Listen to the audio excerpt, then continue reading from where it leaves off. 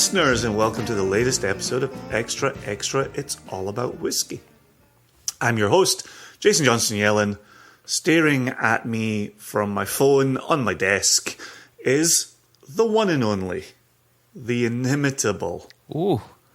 Ooh. The non-nefarious. Ah, indeed. Tie-in. It's Joshua Morrissey Hatton. Hello, Joshua. Every time you say extra, extra, it's all about whiskey, I always think of Han Solo saying, it's true. All of it. It's true. Interesting. Yeah, all of it. Hi, Jason. I thought you were going to go with his response to Princess Leia saying, I love you. I know. That was in my wedding vows. No, not really. Oh, not really, because you're about to say, really? No, not really. That would have been so good. Not really. So anyway, what are we doing here? Extra, extra. We bring a news story to the attention of the other. Mm-hmm. Oftentimes, 9 times out of 10, focused on whiskey, the whiskey industry. We read it in the first half. We save all of our riffing. All of it. Until the second half. Every bit of it. Every single cubit. And then we get out of here in a tight 35. Yep. Every time. Every time. And it's my turn to bring an article to your attention. I can't wait to see what you've brought me. I have shared literally nothing about this with you. Nothing, and it's really killing me, too. So we're going to jump into an article from Just Drinks. Okay. Now, it was published July 25th of this year, 2022. Oh, okay. So this is from a little bit ago then. But the trouble for us is we only post an extra every couple of weeks. Yeah. So while we spend a couple of episodes talking about American single malt and the TTB, the rest of the world turns. And we sometimes have to go back into the recent history to have a chitty chat, an update, a catch up on something that we've missed. And I think this is a big story that we've missed and it's worth returning to. Okay. Before we jump into it, the author of said piece is Richard Woodard. And we don't always get an author bio. But for Just Drinks, there is an author bio. So I'm going to tell you, Joshua, that Richard Woodard is a trained newspaper journalist with more than 20 years' experience of writing about the wine and spirits categories. And he has been a regular contributor to Just Drinks since 2006. There you go. All right. Right? I thought that was worth sharing. 20 years writing about drinks. I like it. There you go. So the article is titled, The Big Bets Placed on China's Budding Malt Whiskey Industry. With the subheader, Local players have joined Diageo and Pernod Ricard in investing in the nascent market. Wow. Those are some big names tied to some malt. And I know a while back we did a story on a new producer, a new distillery, something like that. We did. Inner Mongolia we covered. Yeah, that's right. And so I thought this was a nice echo back to what we kicked off there. Disclaimer to begin the the reading today. There are going to be a lot of words that I am going to pronounce very poorly. Oh my gosh. They belong to a language that is not my own. English? I was... Oh, English? That's what I said. I thought you were going to say something else there. No. And this is already affecting me to such a degree that there's a lead photo and it says Pernod Ricard's and then a word I don't know how to pronounce, distillery, is in Sichuan province. Okay. Now, the distillery is Chuan. Schwan. It sounds like Schwan to me. Like Sichuan, right? Yeah, like Sichuan. Yeah. For the province? Yeah. Okay, so Pernod Ricard's the Chuan distillery is in Sichuan province, and then there's a beautiful photo of it. I recommend our listeners go look up Just Drinks Go look up analysis from July 25th with Richard Woodard. I very nearly said Richard Woodard. That's how much reading these names is in my head. Richard Woodard. Oh boy, it's going to be long. All right, so here we go. Let's jump in.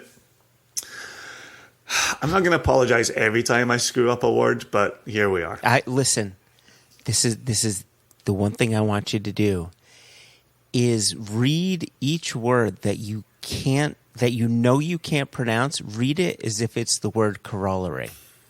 Right, you just have to go through it, or it's like Jim Hendigas, right? You just like boom, you gotta want it. So this is what I want from you. That was excellent. I like that. Okay, here we go. Malt whiskey production in China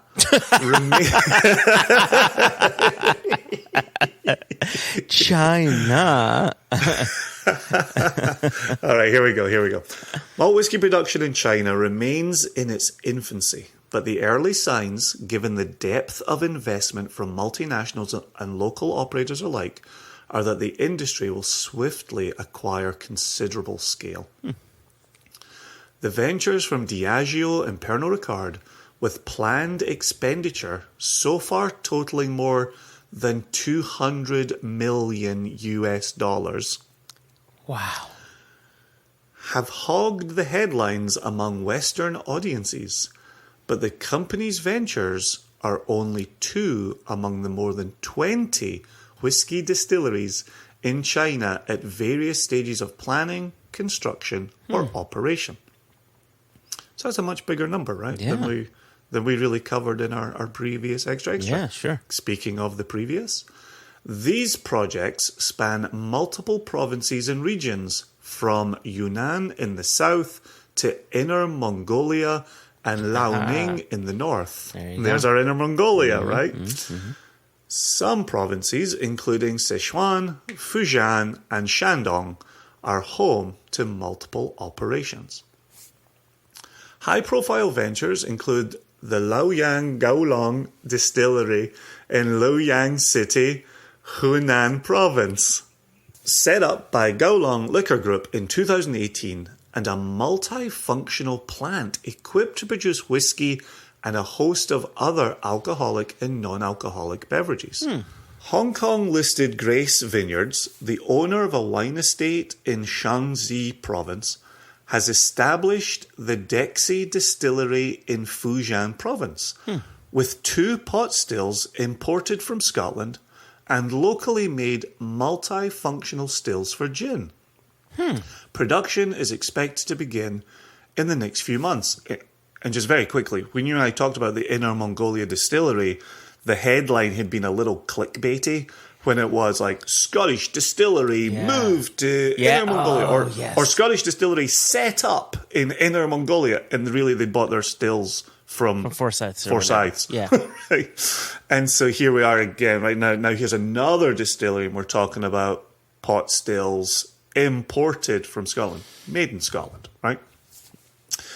Another Fujian operation, 9 Rivers Distillery. They've named that one for Jason's benefit. Oh, what's your favourite Chinese distillery, Jason? Oh, huge fan of 9 Rivers Distillery. Like them a lot. 9 Rivers. And why is that, Jason? It's the only one I could pronounce properly. It's the only one where I'm not offending an entire people. And where is it? China? Do you know the province? No, I never remember the province. No. So here we go. So 9 Rivers hopes to be producing its own spirit by September 2023, with initial production set at a relatively modest 1 million litres of pure alcohol a year, but with ambitions to scale this up to 7.5 million litres of pure alcohol within 3 years. Wow, that's 1 to 7.5 within 3 years. Yeah, that's big. Okay. So that closes out the introduction. Now we move into a subheading: projects in place but early days. And we're back to my favourite Chinese distillery. 9 Rivers, established by a group of whiskey lovers with the support of whiskey retailer Oak and Barrel, now has more than 200 mostly small investors and expects to conduct another 2 rounds of fundraising. According to founder and CEO Jay Robertson, the distillery will be a flexible operation with 12 stills of various shapes and sizes, equipped to make 3 styles of new make spirit with unusually large batch sizes. It will malt and roast its own cereal grains. The aim is to give more flavour and stylistic options, and is considering establishing its own cooperage. Like many Chinese startups, Nine Rivers is initially targeting the domestic market, but with a long-term aim to export overseas too. Quote, "We have had a number of conversations with importers and distributors in the UK, Ireland, the US, Canada and Australia, but until we have bottled products, it's nothing for us to create any excitement about," Robertson says. While Nine Rivers waits to start distillation and maturation, under regulations in China, whiskey must be aged for at least 2 years prior to release, although this may change to 3 in the future in line with Scotch. The company has released a range of 6 different sourced whiskies under the banner of the Founders Casks. Taken from casks owned by the various founders of the venture, finished to arrive at the final product, and bottled by Penderyn Distillery in Wales, these expressions aim to give an idea of the kind of whiskey Nine Rivers hopes to create in future. There are 600 bottles of each expression, set to be released at 1 a month over the next 6 months. Wow. Robertson. Okay, sorry, go on. Robertson stresses that this is, quote, "not to make any money. There's no money to be made when there's bespoke glass molds on such a small production run, and the packaging we have put together is quite special, but it's good to keep people aware of the project for when we are producing," end quote. Is there a picture of what the packaging looks like in the article? Not yet, nope. Okay. Interesting, bespoke glass molds for small cask runs. Yeah, and that's why I ask, maybe we should talk about this in the riffing section, but let's Please keep that. your riffing to a minimum. Remind me to bring up the glass mold thing. Jason? Nope. Nope. Write yourself a note on your hand. All right, I'll type a note here. Go ahead. Another ambitious project is the new distillery planned for Ordos in Inner Mongolia by energy business Mengtai Group, originally scheduled to complete construction and commissioning by December 2020, but beset by delays thanks to... Fill in the gap, Joshua? I'm typing notes because you wouldn't remind me, so I haven't been listening. COVID-19. COVID-19. I've heard of that. But it's 2022, right? Jason. It's catching.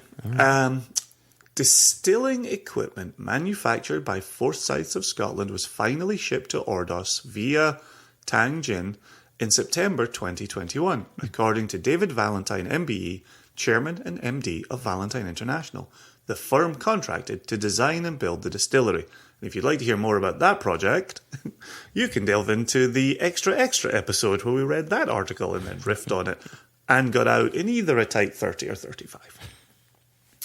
Valentine says construction is, quote, progressing well, with completion likely in September and commissioning of the plant set to begin in late autumn. The first commercial spirit run is scheduled for late 2022 or early 2023. Artwork for the Mengtai project shows architecture with a strong Scottish vernacular. And the skills and technical know-how of the Scotch whisky industry will be crucial to the development of many of the new Chinese ventures. Okay, now here's why we're gathered here today. This is the final section, and it is titled Diageo, Pernod pushing local accent of their Chinese whiskey. That's some interesting phrasing. Let's hear it. And this new section begins, nonetheless. That gets your attention, doesn't it? Yeah, it does. Nonetheless, both Diageo and Pernod Ricard are keen for their own malt whiskey distilleries in China to have a strong local accent, including the appointment of Chinese master distillers to both projects. Okay. Pernod announced its 1 billion renminbi, which is CNY in currency, which is approximately 150 million US dollars. And that's what I was just about to check. Yeah, the exchange rate. The exchange rate right now is currently 1.4. So if they do it quickly, they'll actually save $100,000. So they're 150 million US dollar 10-year investment in the Xuan, which is the name of the distillery, at Emishan, Sichuan province in 2019, with production beginning in August 2021. Ooh. The layout allows the relatively small operation, a pair of stills made by Forsyths, with production at 1 to 1.5 litres of alcohol annually, to be expanded in future. 1 to 1.5 liters of alcohol annually. That's very small operation. Very small. And these are the guys doing the bespoke class. yeah, different outfit. But they're all really small focused here. China I thought was big. All right, start that sentence again. The layout allows the relatively small operation, just a pair of stills made by Forsyths, with production at 1 to 1.5 million litres of alcohol annually. Okay. To be expanded in future. So here we are. Here's this recurring theme of future expansion. Yeah. Right? The company has already opened a pre-release cask purchase program aimed at high net worth clients for the Xuan. Although it is too soon to draw conclusions on the style of whiskey being produced, clues are provided by the use of barley sourced from Scotland, Europe, and China, plus different methods of maturation in a location that is much warmer and more humid than Scotland. The Diageo Erewhon malt whiskey distillery in Yunnan province was announced in November 2021 with an initial investment of 75 million US dollars into a 66,000 square meter site located at more than 2,100 meters above sea level. According to local reports, construction of the distillery with a rumoured 4-still setup is about to start. I like that inclusion of rumoured. We couldn't get anybody to answer a straight question. It's a rumoured 4-still setup. That's the hot gas, Jason. Tourism will also be a key feature of both projects. The Xuan's visitor facilities, due to open in 2023, aim to welcome 2 million people in the first 10 years. The company says it is pursuing a selective approach that prioritizes the quality of the experience over numbers in an area peppered with Buddhist shrines that attract some 12 million tourists a year. Wow. Meanwhile, the whiskey itself will be aimed predominantly at a domestic Chinese audience. and since I've been so prepped for all of these Chinese names, we're now getting a really good French name thrown at me. Oh, that's going to hurt you even worse, Jason. So this is according to Philippe Goutat, Guettat, the chairman and CEO of Pernod Ricard's operations in Asia, who has described it as an, quote, international standard whiskey, but with a Chinese touch, end quote. And we're getting out of here, the last paragraph. Nonetheless, Guettat has also revealed that a number of local Pernod companies have already inquired about the availability of the Schwann's whiskey, hinting that while Chinese malt whiskey may start its life as a domestic entity, international success may be a big part of its long-term future. End of article. Quick break and a bit of riffing.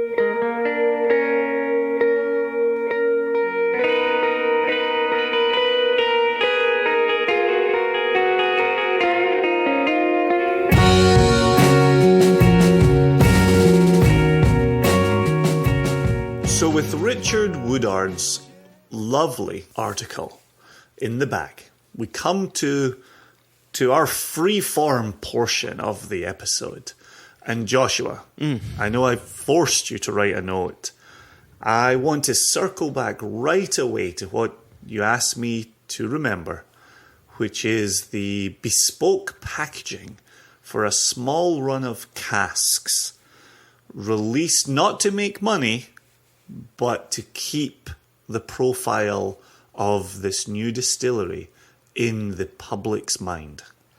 So you said specifically that you would not remember, you would not tell me, and then you forced me to write a note, which caused me to not give you my full undivided attention.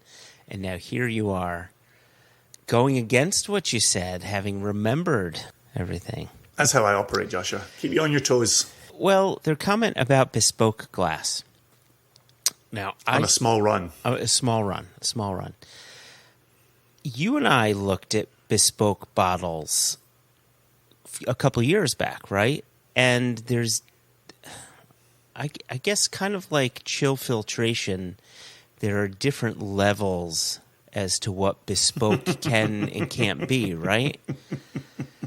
You know, Yes. I remember years ago talking to Bill Lumsden about the chill filtration of Glenmorangie, and he referred to it as being a very, very light chill filtration because he wanted the oils in there. So it's the same process, it's just not so much of that filtration. And so I think the same sort of rings true with bespoke bottling. I'm really curious to know, is this a new mold from the ground up, where they're creating a bottle shape or a bottle style that hasn't existed before, that is specific and exclusive to them? Or did they take a standard bottle and make minor adjustments to the mold? What's a good example? You know what? A pretty decent example is the old Isle of Arran bottles, where they took a somewhat standard bottle and were able to adjust the mold to add the gold eagles on the shoulder of the bottle, right? And thereby making it bespoke. And, you know, we were quoted from the glass producers the difference between a completely bespoke bottle and right, or a bottle where they modify the mold slightly for you. And so it just made me think, here it is, small run. Are they doing a full bottle, or are they modifying a pre-existing one? And that's why I asked if they showed a picture of that bottle. So given that they haven't, I just want people to remember there's different levels of what that bespoke can mean. So since I can both listen and type, I have sent you a link that presents a photo of the bottle. Braggart. And we're not in the business of promoting releases in Extra. But I will say if one does a search for 9 Rivers and Founders casks, you, dear listener, will also see a photo of the bottle. And Joshua, now that you see it, I think it looks a little bit, certainly in the neck and cork, I think it looks a little bit like the bottles we used for our Oishi. 2 casks out of Japan. It's got that kind of, it's got that strength to it, right? I'm just looking for my bottle. The neck on this bottle, and again, we're discussing a picture that our listeners can't currently see, but the neck seems to kind of taper in on this Founder's Cask bottle a little bit more than it does on our Oishi bottle. Yeah, it also looks a little shorter, and there seems to be a taper in the bottle from the shoulder to the heel, slight taper, which ours doesn't have, and then they have an accentuated heel on it, kind of like if you think of a Kilhoman bottle that has that almost that thick base to it. So it's an attractive looking bottle. Good-looking cork. Yeah. I mean, it's not ornate. It's not over the top. It's just nice, attractive packaging. And that was partly why I wanted to see a photo of the bottle for myself, was when we're talking about a small run of bespoke bottles, it's absolutely, to your point, how bespoke is bespoke. Yeah. And is it pear-shaped? Is it teardrop? Is it on its side? Are there zombies holding it up? A story we didn't cover in this week's Extra. Exactly. And so yeah. So I was curious. I also wanted to go see if we could find what is in the bottle. And aside from learning the names of the 6 releases, I haven't found information on contents. But that's not the reason we're here, Joshua. So with the glass point made and off to the side, what do you think about this burgeoning Chinese market? What do you think about these known multinationals stepping in and saying, okay, we are going to have a presence in China and we're going to try and be respectful of where we are and what we're producing? Yeah, it's interesting listening to this and hearing about what initial plans are. I mean, first off, any new whiskey distillery has me excited. I don't care where it is. I shouldn't say that. I do care where it is because I'm curious to try whiskeys from places that haven't been traditional whiskey producing countries. And so you get to see their own take on whiskey and what maybe their own environment does to whiskey. So I'm definitely interested in where it comes from. The Chinese culture has me question these various distilleries' approach to their initial sales, where they say they're going to look to satisfy the Chinese market first and then potentially look to export markets. And when I think of China as a market for spirits, for years and years and years, it was ultra-aged cognac. And then it became ultra-aged Scotch whiskey, all of it dark as night. And if it wasn't naturally dark as night, they added caramel coloring to make it dark as night. And so you've got these distilleries, 20 in all, that are either in the works, in planning stages, what have you. Of course, they highlight 2 or 3 here.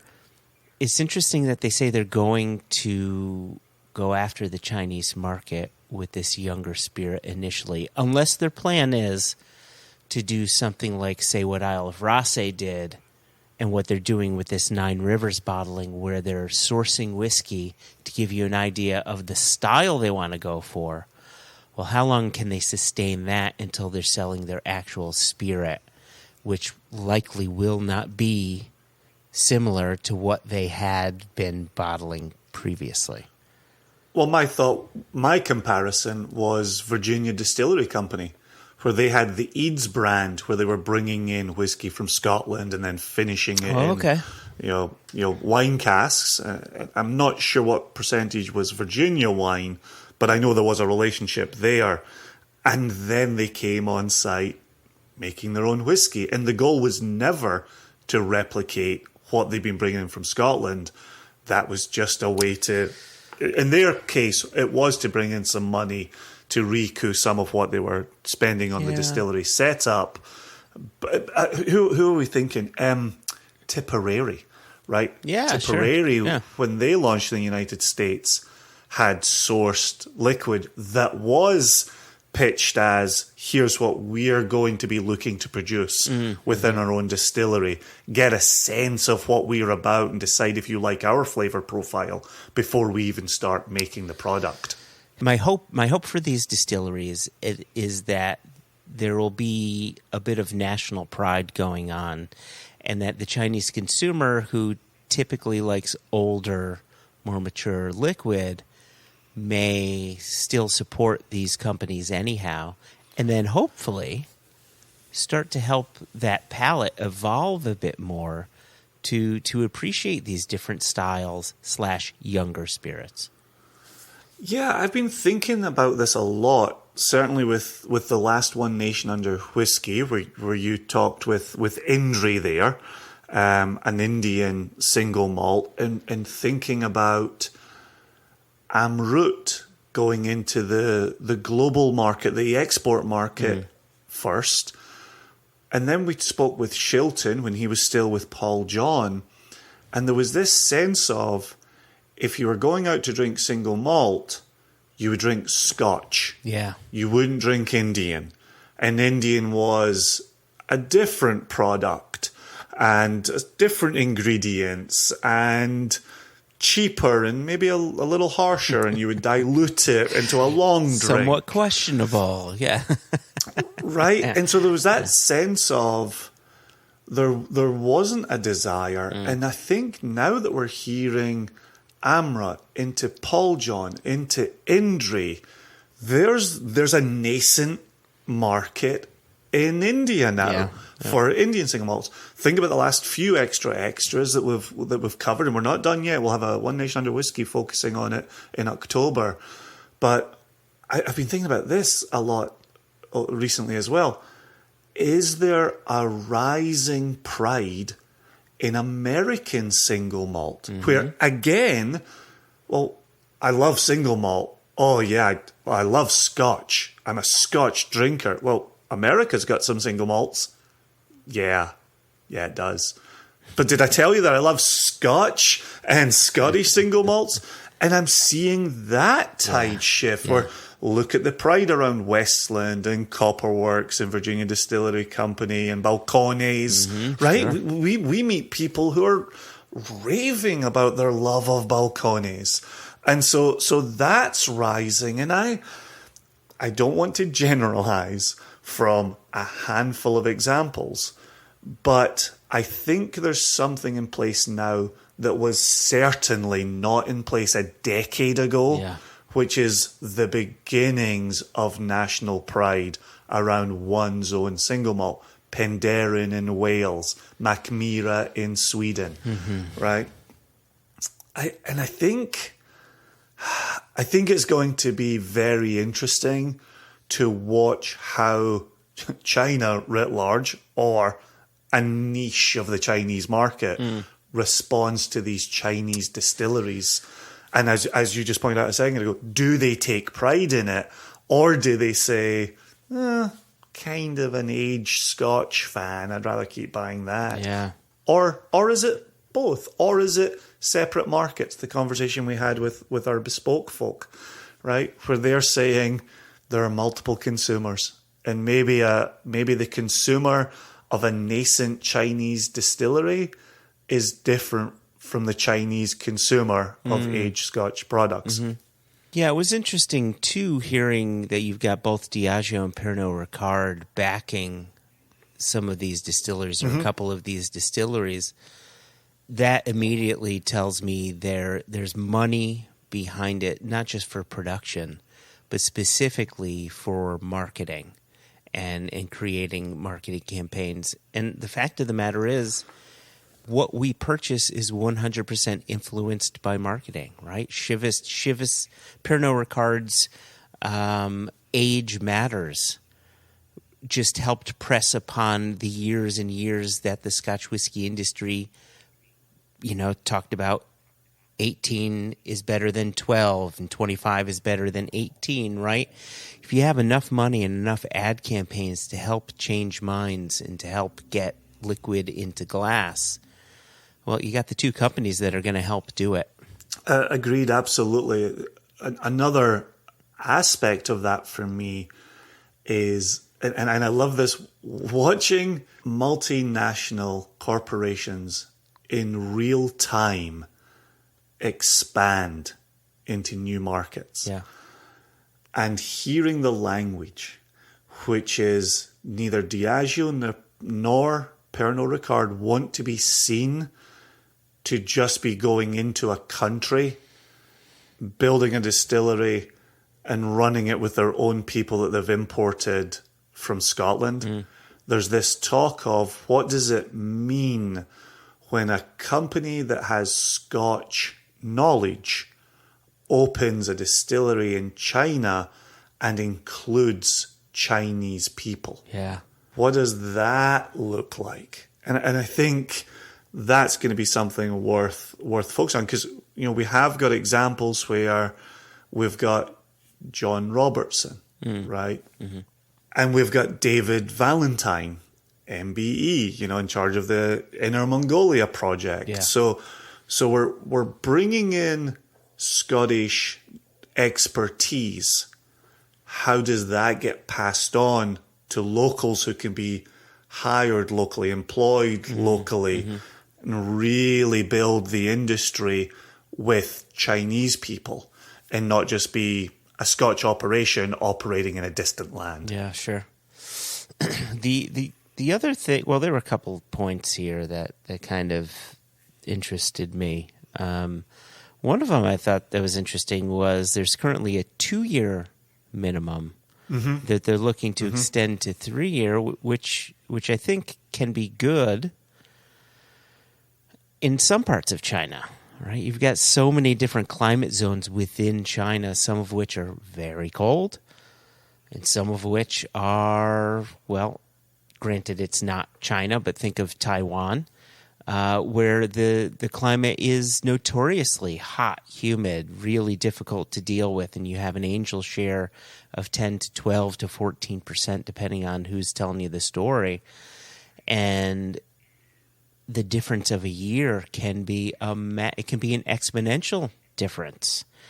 And so it'll be interesting to see if they do increase it to 3 years or if that becomes a regional thing.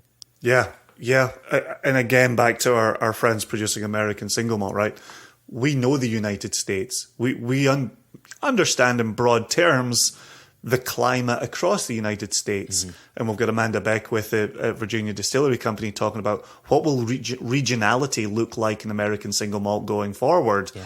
Now here we've got China, which admittedly is a country I don't know particularly well. I certainly don't understand broad strokes of climate and what that means. But just like we've had people learn about Scotland for a few decades now through regionality of whiskey. What does it mean to be in the lowlands? What does it mean to be in the highlands? What does it mean to be on the islands? Right? What do each of those microclimates look like? I would love to learn more about Chinese climate and the broad swath of that country through whiskey. Yeah. What better way to learn about people and geography and culture than through whiskey? I think that can be a very strong aspect of this growing market. Yeah. We could keep going. This was a longer article, and I think we've got all of our words in the riffing portion, but I understand I might be cutting you off. Is there a sentence or two you'd like to get out of here on, Joshua? No, not really. Other than there being a bit of excitement, this is a very new story. One that we're echoing, right? We touched on the Inner Mongolia distillery earlier this year, sometime last year, whenever it was. But my point is, they're talking about 20 distilleries. We're going to have years to talk about this, years to learn about it, and evolve with it. So I'm following it with interest, and I'm excited for China and what sort of whiskeys they can produce, and they've got the right equipment. It sounds like they've got some of the right people involved to help them along their way. So let's see what it can produce. I think we should be supporting this and cheering this on. Excellent. Yep, I absolutely echo those sentiments. That's very well put, Joshua. Okay. And I don't say that every day. You do not. So, you do not. If you'd like to reach out to us, questions at onenationunderwhiskey.com or info@singlecastnation.com. No E really anywhere. Do we have info, single? Oh, single. There's an E in single. Casknation.com. Yeah, there is an E in single. Shit. Questions. Oh, there's an E in questions. God damn it. At One Nation Under Whiskey. Oh, there's an E in under. No E in that whiskey. But there's an E in under. Oh, gosh. Oh, so there you go. So put your E's in the right place. Just don't put them in whiskey. Don't put them in whiskey. No, never. All right. We're out of here, Joshua. Thanks ever so much to you. Thanks ever so much to the listeners. Very, very dear listeners. Thanks to Richard Woodard for writing an article for Just Drinks that was well worth reading together and well worth riffing on. Indeed. So, until next time, peace.